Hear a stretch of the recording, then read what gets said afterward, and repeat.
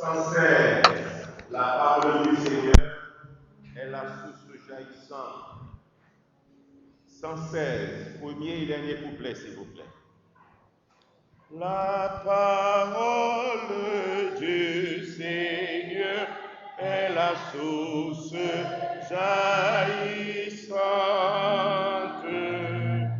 Ô peut toujours notre cœur étancher sa soif ardente. Mon Dieu, du livre sacré, répand la grâce infinie. Conduis tout cœur altéré à la fontaine de vie. 146. Cette crainte s'élever que l'Esprit de Dieu féconde. Car après a-t-il levé qu'il envahit tout le monde. Une pointe plantée de la divine semence. Et c'est pour l'éternité fructifie en abondance.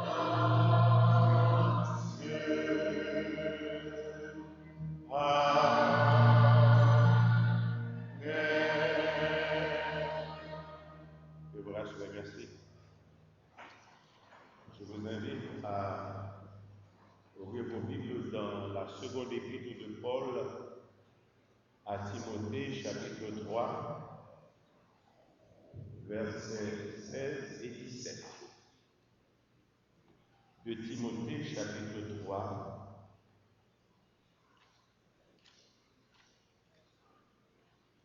verset 16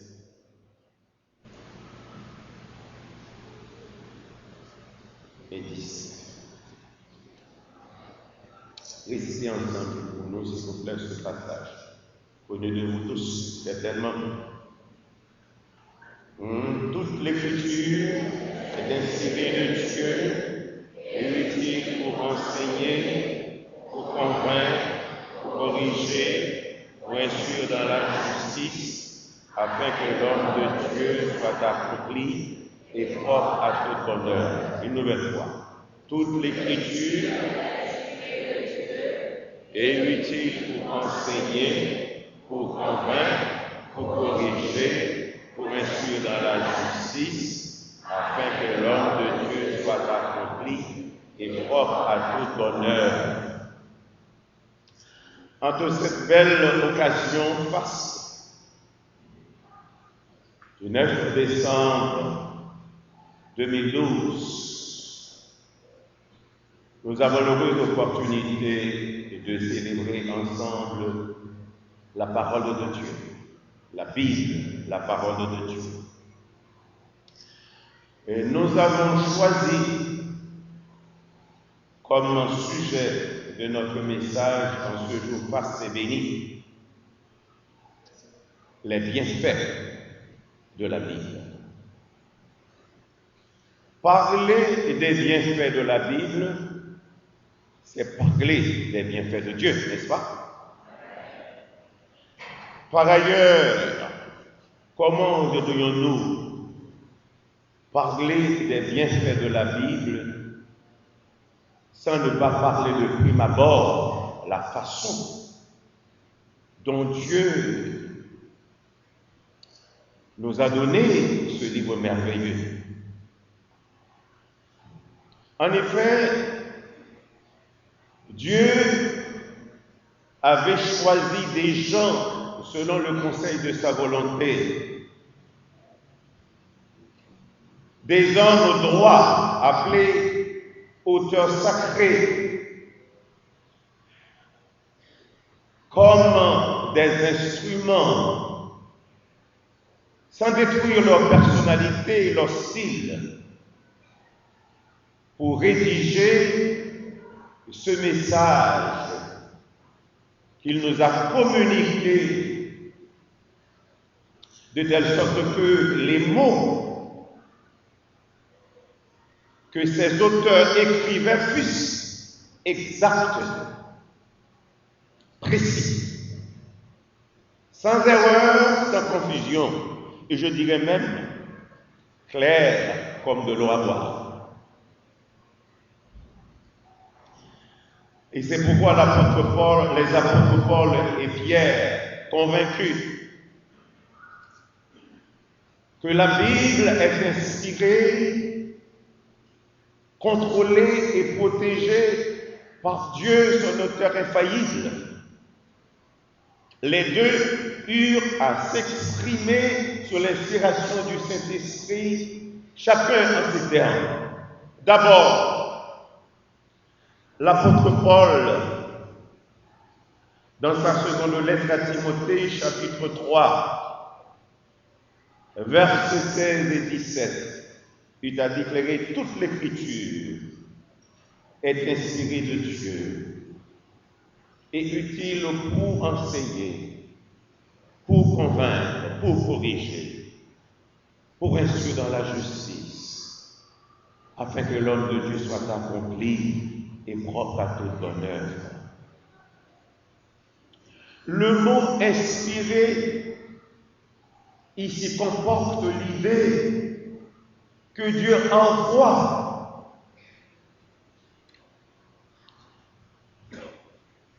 le souffle des idées sur les auteurs humains de telle sorte qu'il écrivait ce que Dieu a voulu qu'il écrive. Et cela veut dire que la Bible vient directement de Dieu. La Bible a son origine, sa source en Dieu. Et ensuite, l'apôtre Pierre, dans sa seconde lettre, chapitre 1er, verset 20 et 21, s'adresse aux nombreux chrétiens d'alors, comme à nous aujourd'hui, eut à déclarer: sachez tout d'abord vous-même qu'une prophétie de l'Écriture ne peut être un objet d'interprétation particulière, car ce n'est pas une volonté d'homme qu'une prophétie a jamais été apportée, mais c'est poussé par le Saint-Esprit que les hommes ont parlé de la part de Dieu. Le mot souffler exprime ici l'idée que l'Esprit de Dieu souffla sur ces auteurs humains, sur ces auteurs sacrés, pour écrire ce que Dieu a voulu qu'il écrive. Et c'est pourquoi nous pouvons dire pertinemment que la Bible est la révélation écrite de Dieu à l'homme. Suite à ces considérations, je dirais, légitimes, justes et inestimables, faites au sujet de la Bible, la parole de Dieu, nous sommes maintenant amenés à reparler des bienfaits de la Bible. Ces bienfaits sont tellement nombreux et nous allons seulement Vous parlez attirer votre attention sur 6 d'entre eux. Un premier bienfait de la Bible, la parole de Dieu, c'est que la Bible présente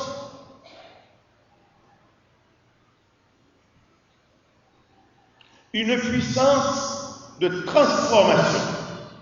Oui, elle présente une puissance de transformation. Premièrement, pour les inconvertis, ceux qui ne connaissent pas Dieu, la Bible est l'épée de l'esprit. Selon Éphésiens chapitre 6, verset 17, il dit prenez l'épée de l'esprit qui est la parole de Dieu. Cette épée de l'esprit n'est pas là pour détruire les inconvertis, pour les éliminer. Et au contraire, cette épée de l'esprit est là pour dévoiler, pour convaincre ces inconvertis et pour les amener à la confession et à la repentance. Et c'est là le but, cette puissance de transformation. Et c'est pourquoi la Bible nous parle de ce ministère du Saint-Esprit dans le monde. Et c'est pour convaincre le monde de péché, de justice et de jugement. Et deuxièmement, la Bible, pour le chrétien, présente une purification de transformation ou une puissance de transformation et une puissance de purification. La Bible purifie le chrétien afin de faire paraître ce chrétien devant Jésus-Christ glorieux, sans tache, ni rien de semblable, mais saint et irréprochable. Et selon Éphésiens chapitre 5, versets 25 et 26. Et troisièmement, la Bible présente une puissance, représente même une puissance de sanctification pour le chrétien.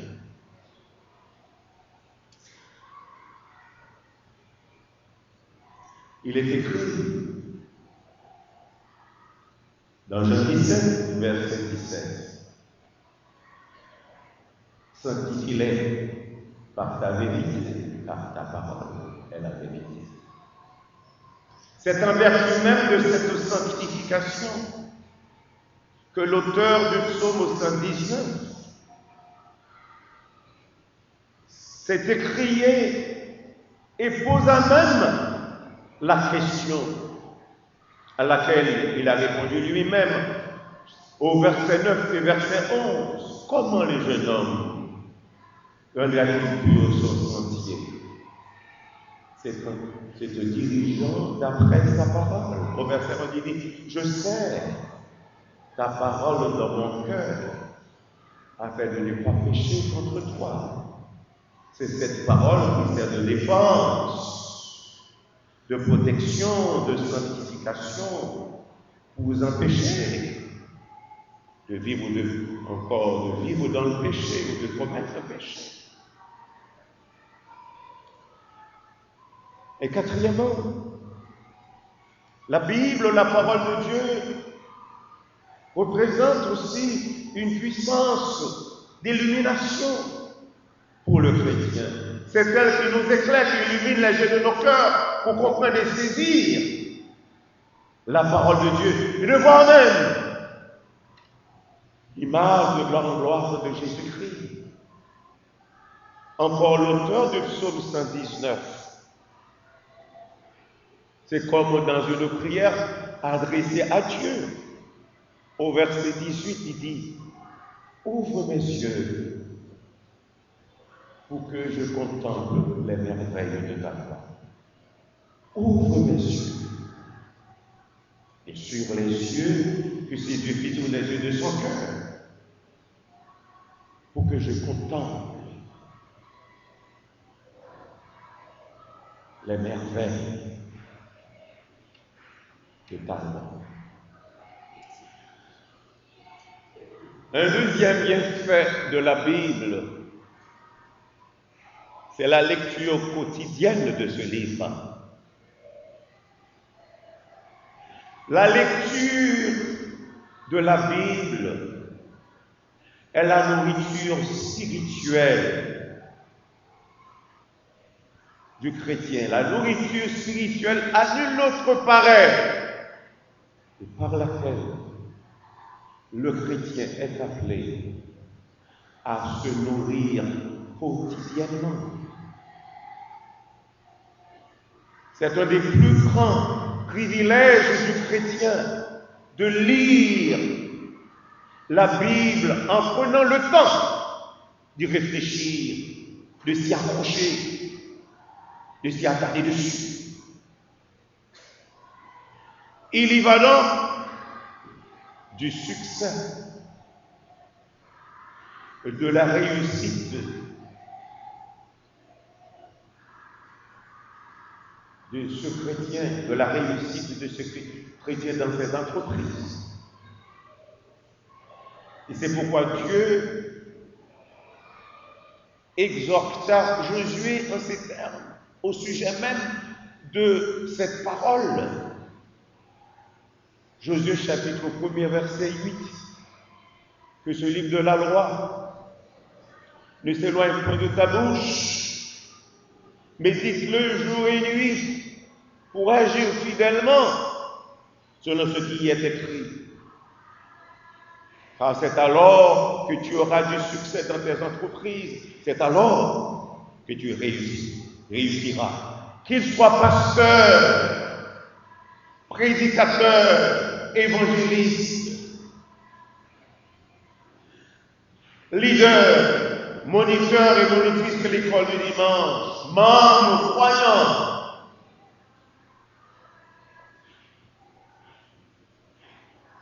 Nous devons tous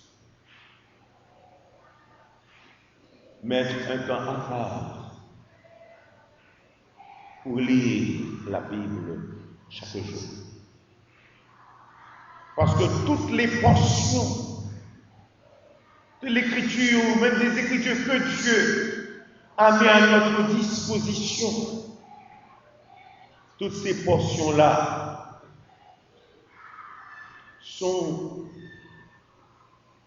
constituent même la nourriture des serviteurs de Dieu. Par exemple, Job, au chapitre 23, verset 12, il a avoué, a déclaré, « Je n'ai pas abandonné les commandements de ses lèvres. J'ai fait plier ma volonté aux paroles de sa bouche. » Et le psalmiste David, au psaume 1er, verset 1 à 3, « Heureux l'homme qui ne marche pas selon le conseil des méchants, qui ne s'arrête pas sur la voie des pécheurs, et qui ne s'assied pas en compagnie des moqueurs, mais qui trouve son plaisir dans la loi de l'Éternel, et qui la médite jour et nuit. Il est comme un arbre planté près d'un courant d'eau, qui donne son fruit en sa saison, et dans le feuillage de ce qui fait. Tout ce qu'il fait, il réussit. Et le prophète Jérémie, dans son livre chapitre 15, verset 16, « J'ai recueilli tes paroles, je les ai dévorées. Tes paroles ont fait la joie et l'allégresse de mon cœur. Car ton nom est invoqué sur moi, l'Éternel, Dieu des armées. » Oui, nous devons manger nous nourrir de cette parole. C'est elle qui nourrit notre âme et notre esprit. Et nous devons le faire chaque jour. Et le Seigneur Jésus-Christ.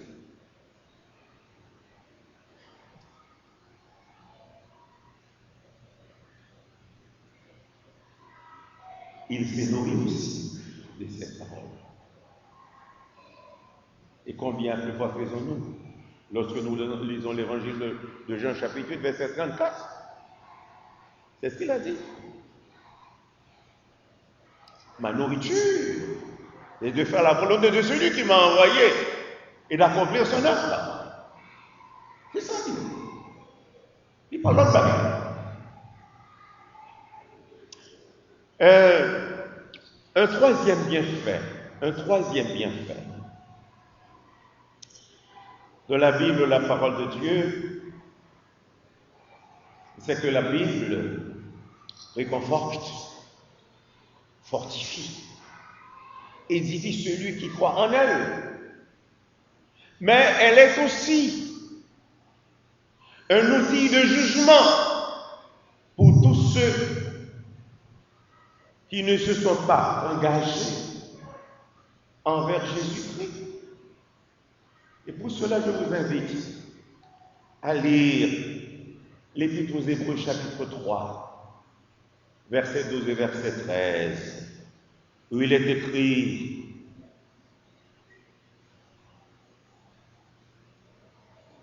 l'Épître aux Hébreux, chapitre 4, verset 12 et verset 13.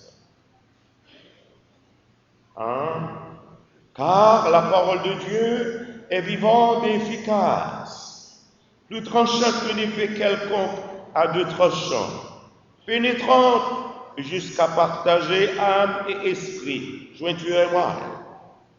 Elle juge les sentiments, les pensées du cœur. Nulle créature n'est cachée devant lui, mais tout est nu et découvert aux yeux de celui à qui nous devons rendre compte. Voilà. Rien n'est caché.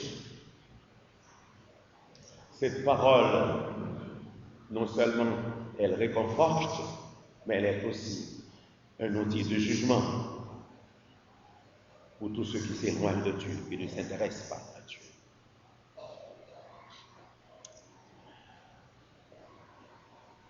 Un quatrième bienfait de la Bible, la parole de Dieu, c'est que la Bible est la carte de géographie du ciel. Et pas vrai? Tous les pays du monde ont personnellement leur carte de géographie pour indiquer la route, le chemin, la destination à prendre par terre, par mer ou par l'air, ou dans l'air.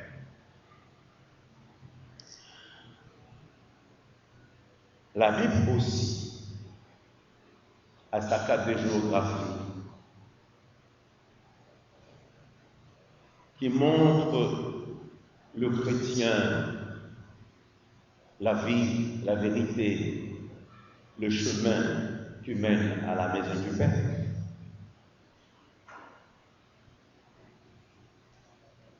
Et bien sûr, par le moyen d'un guide sûr qui s'appelle Jésus, qui a déclaré lui-même dans l'évangile de Jean, chapitre 14, verset 6, je suis le chemin, la vérité et la vie. Nul ne vient au Père que par moi. Pour indiquer un but, il y a un proverbe qui dit tout chemin mène à Rome. Mais le véritable et le seul chemin qui mène à Dieu, c'est une personne. Il s'appelle Jésus. Je suis le chemin, la vérité et la vie. Il ne vient au Père que par moi. Un cinquième bienfait de ce livre merveilleux, la Bible, la parole de Dieu, est le bon grain. Le bon grain semé à pleine main.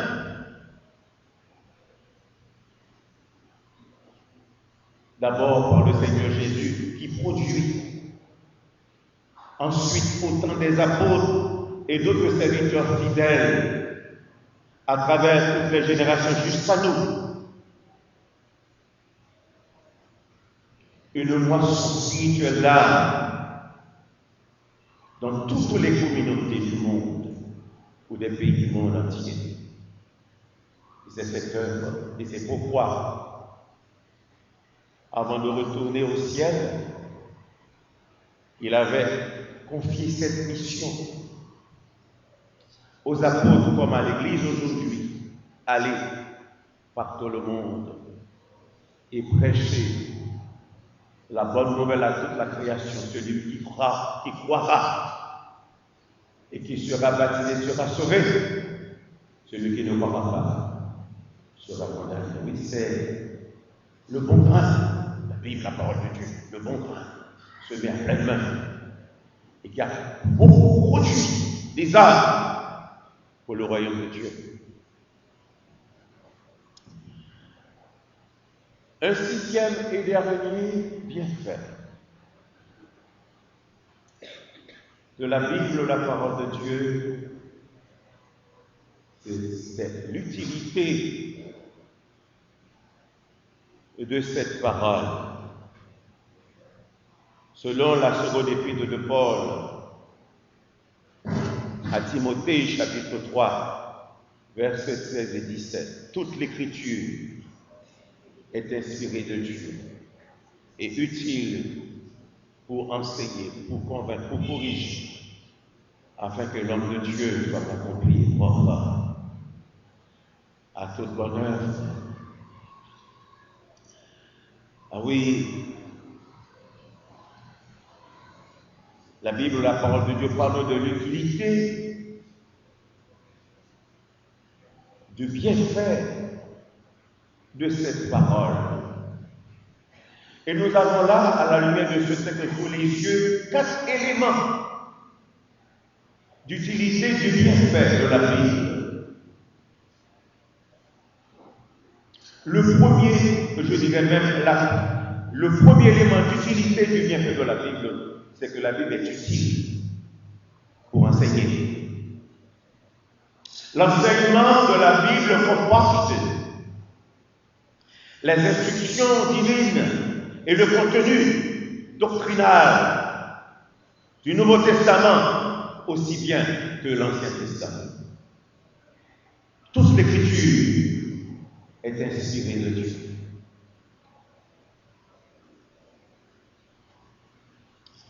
Un deuxième élément d'utilité, du bienfait de cette parole, c'est que la Bible est utile. Pour qui ça? Pour convaincre. Celui ou celle qui n'a pas la conduite correcte.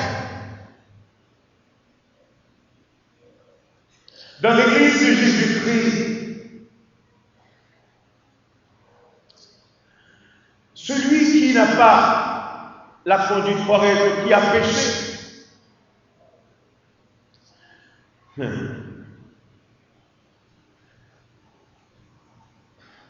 a besoin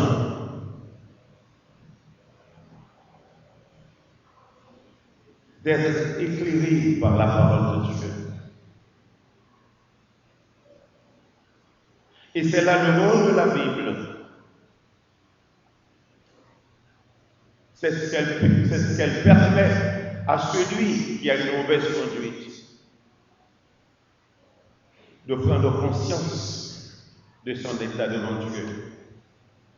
Et le moyen par lequel que la parole de Dieu a mis à disposition de celui ou celle qui a une mauvaise conduite, le seul moyen, c'est par la confession et la repentance.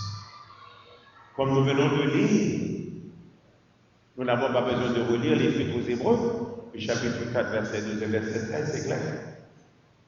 Cette parole est vivante et efficace. Elle juge les sentiments du cœur. Un troisième élément d'utilité du bienfait de la Bible, la parole de Dieu, c'est que la Bible est utile pour corriger,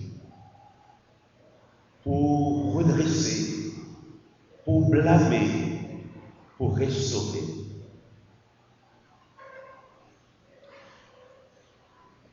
Dans l'Église de Jésus-Christ, celui ou celle qui a trébuché ou chuté est comme un objet cassé, un objet brisé, qui a besoin d'être réparé, d'être restauré. Eh bien, la Bible, la parole de Dieu, ne se contente pas de reprocher, de blâmer celui ou celle qui a péché, qui a une mauvaise conduite, mais elle indique quelle direction, elle indique à celui-là ou à celle-là, quelle direction prendre pour retrouver le droit chemin. Et c'est pourquoi j'aime ce verset 9 et 11 du psaume 119. Comment le jeune homme regarde-t-il pur son sentier, c'est en se dirigeant d'après ta parole. Je sais ta parole dans mon cœur, afin de ne pas pécher contre toi.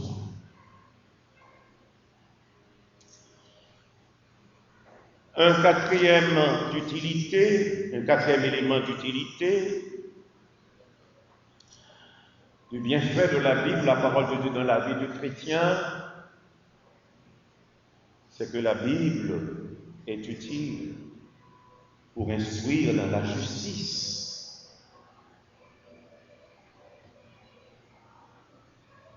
Il n'est pas là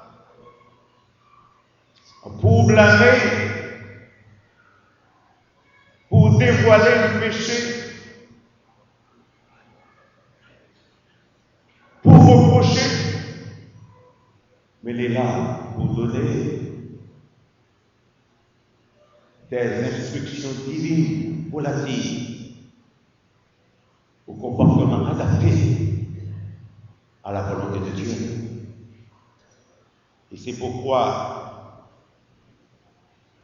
l'apôtre Pierre, dans sa seconde lettre, nous invite, dans sa première lettre plutôt, nous invite à lire au chapitre 2, verset 1 à 3, rejetant donc toute méchanceté et toute ruse, la dissimulation, l'envie et toute médisance, désirez comme des enfants nouveau-nés le lait spirituel et pur, afin par lui vous croissiez pour le salut. Si vous avez goûté, que le Seigneur est bon. Un cinquième élément, bien sûr, nous parle du but de ces quatre éléments, du but de ces quatre éléments d'utilité du bienfait de la Bible, la parole de Dieu. Selon le verset 17 de 2 Timothée chapitre 3, afin que l'homme de Dieu soit accompli et propre à toute bonne œuvre. Mais qu'est-ce que cela veut bien dire? Toute l'écriture est inspirée de Dieu et utile pour enseigner, pour convaincre, pour corriger, pour instruire dans la justice, afin que l'homme de Dieu, c'est là le but, afin que l'homme de Dieu soit accompli et propre à toute bonne œuvre. Qu'est-ce que cela veut bien dire? Eh bien, cela parle de l'aptitude de l'enfant de Dieu, du chrétien, du serviteur de Dieu. Tout ce qui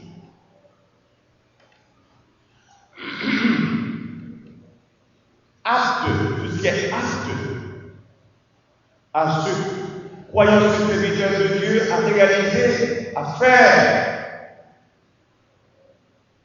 pour la gloire de Dieu selon son appel, selon la vocation à laquelle il a été appelé. Et c'est pourquoi l'apôtre Paul, dans sa seconde lettre, ou plutôt, oui, dans sa première lettre à Timothée, et chapitre 6, a adressé cette exhortation, non seulement à Timothée, mais à tous les serviteurs de Dieu, à toutes les servantes de Dieu. Au verset 11, pour toi, homme de Dieu, fuis ces choses. Quelles sont donc ces choses? Les passions,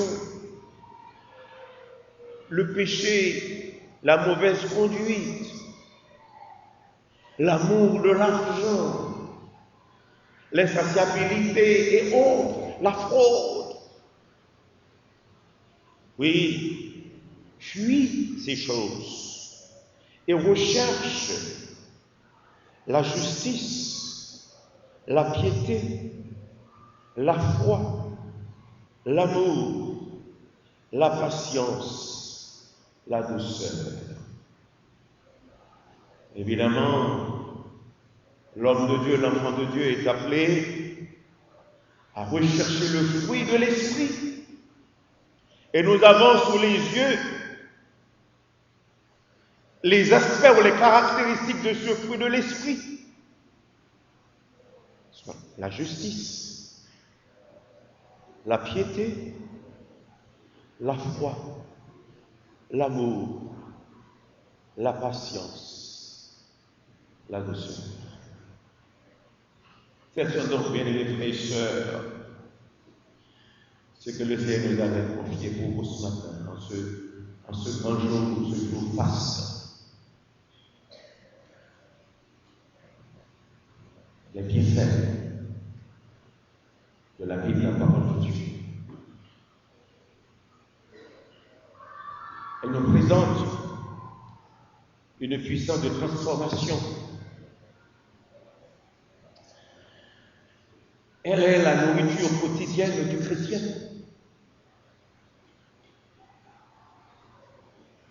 Elle est la parole qui réconforte. Et elle est aussi un outil de jugement pour tous ceux qui ne se sont pas engagés envers Christ. Elle est notre carte, la carte de géographie du ciel. C'est elle, son enseignement, ses préceptes qui nous mènent, qui nous amènent à la maison du Père.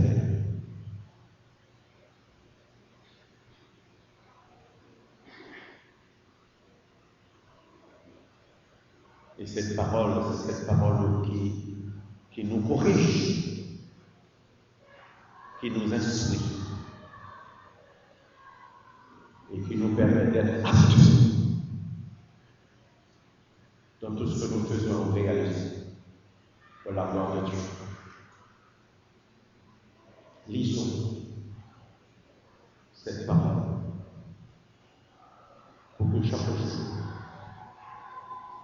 vous réalisiez que, en priant, vous parlez avec Dieu. Et en lisant la parole, Dieu vous parle pour votre bien et qu'il la soit bénisse.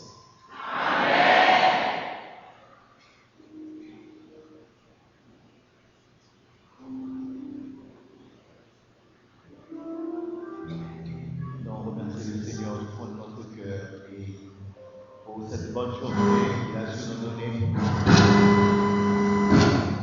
Et ce matin, donc, pour célébrer la nuit de la parole de Dieu, nous disons maintenant merci tout d'abord à notre Dieu, à la Trinité, Dieu le Père, Dieu le Fils, Dieu le Saint-Esprit, pour ce jour et pour cette parole.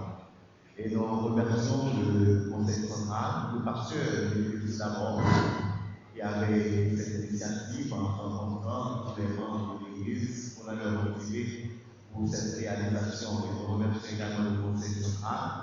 Nous remercions les chorales et les groupes, puisque ce soir, il y aura une autre partie, et les maestros qui ont fait beaucoup d'efforts à ce sujet.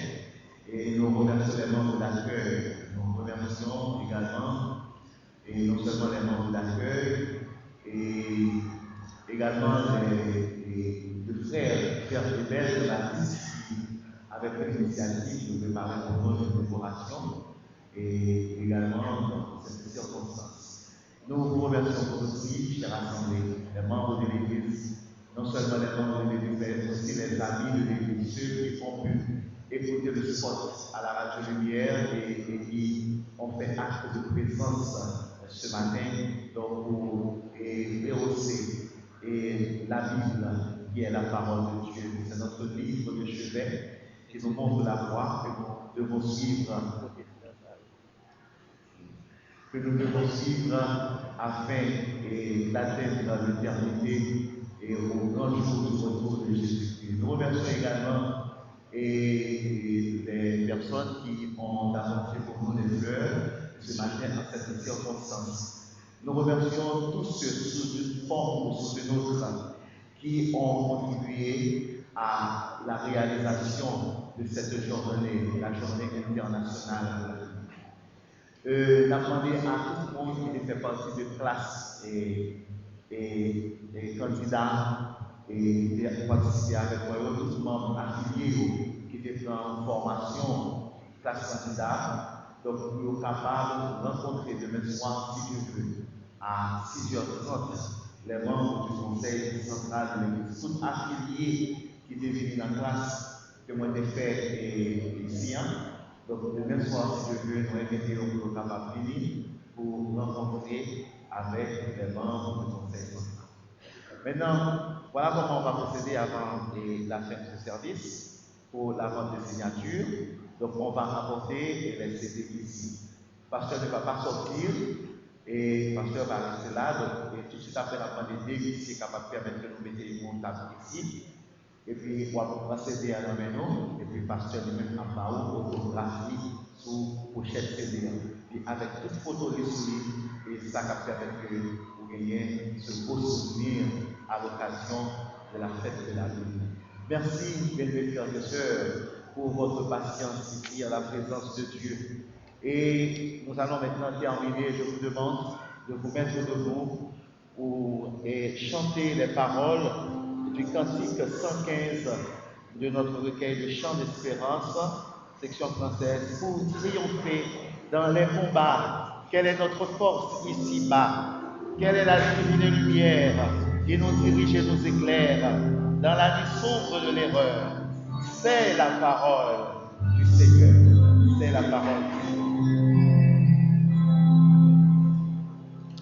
Pour triompher dans les combats, quelle est notre force ici-bas? Quelle est la divine lumière qui nous dirige et nous éclaire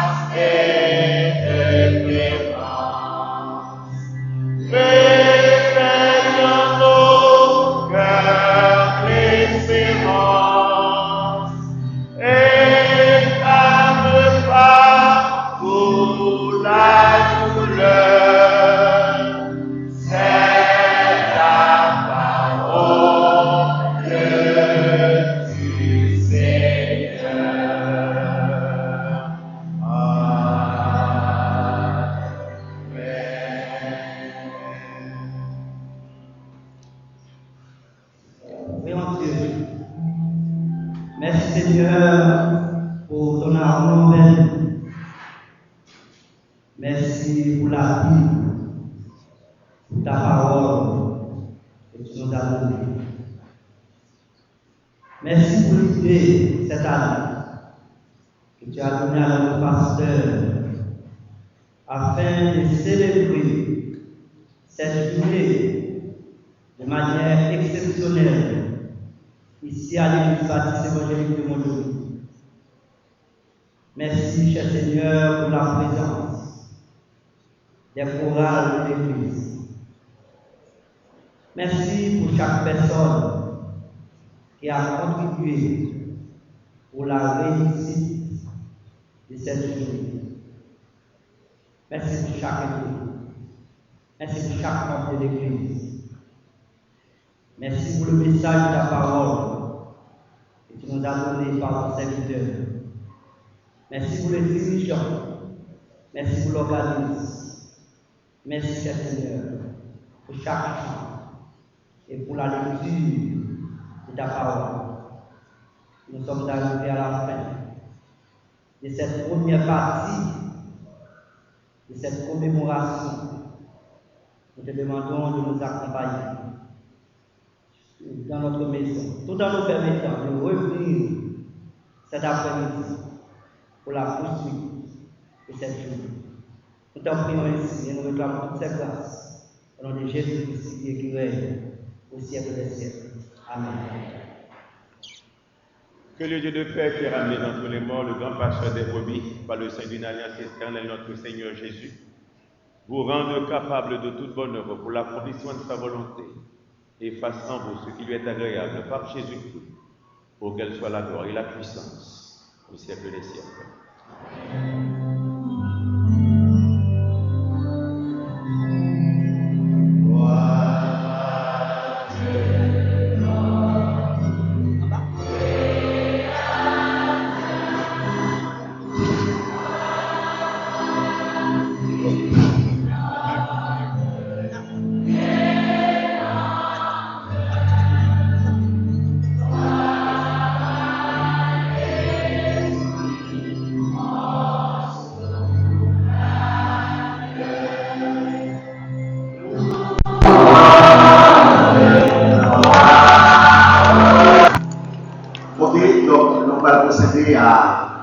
Et la bonne signature et pour ne pas acheter la culture de ce côté ici. Et puis